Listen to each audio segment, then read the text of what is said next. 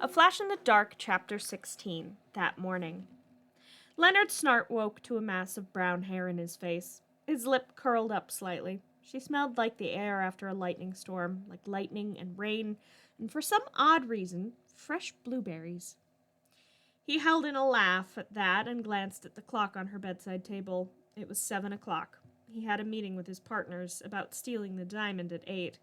He sighed. He really didn't want to get out from under Barry. She was warm, like a personal heating blanket, and he'd always run a little cold. But the game wasn't going to play itself. He carefully maneuvered out from under the beautiful brunette, careful to pause every time she stirred. He didn't want to wake her. She looked downright angelic, sleeping like that. He could have watched her sleep for hours, but he didn't have the time. He successfully got out from under her, though she immediately curled up further under the blankets, seeking the warmth that had left. But as he made to get up from the bed, she shot up, accidentally rolling off the other side with a loud crash. He was just about to ask if she was all right when her head popped up from the other side of the bed. Her hair was a tangled mess that looked absolutely perfect next to her sleep-blurred face. He couldn't hold in the laugh this time. She glared at him over the bed as she tried to untangle herself from the blankets. He couldn't remember the last time he'd laughed like this. She chucked a pillow at him and he dodged easily, laughing again. She stuck her tongue out at him and as she struggled to her feet. "Breakfast?" she asked, not really bothering to pull up the blankets. He smiled, admiring the scars that littered Barry's skin. They were in the shape of lightning, racing across her torso, down one of her legs, and up one of her arms. They weren't continuous, but they were fascinating, a mark of how she'd survived. He shook his head, pulling on his pants. "As much as I would love to, I can't. I have an important meeting this morning," he said, searching for his shirt. Barry nodded, rubbing her eyes to try and rid them of sleep. "Yeah, you said something about that last night." Barry said with a slight yawn. He crossed the room to her and kissed her gently. "Believe me, I want nothing more than to stay, but I have to go.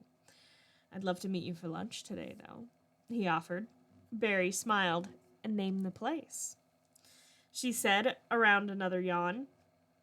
He grinned and wrote down an address on a small notebook on her bedside table. "Cute little Chinese place. Little hole in the wall, but the food's great," he explained.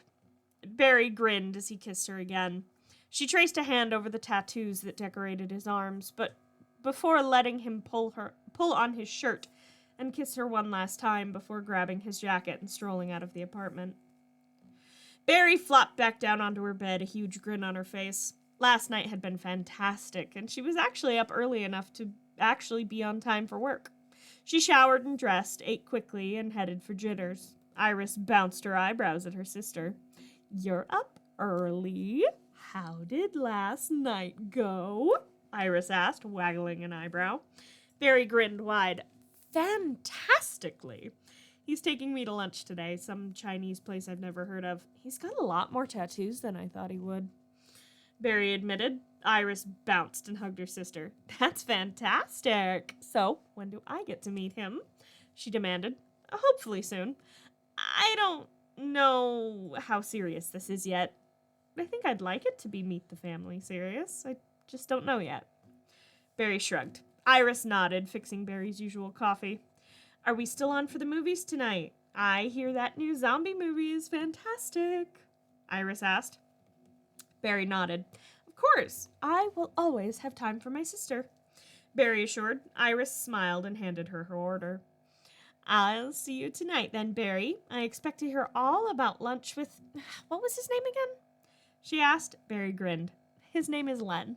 Well, his full name is Leonard, but he hates that," Barry said, taking a sip of her coffee. Iris laughed. "Kind of how you hate Bernice. You two sound perfect for each other, Barry," Iris teased. Barry grinned as she waved at her sister and left for work.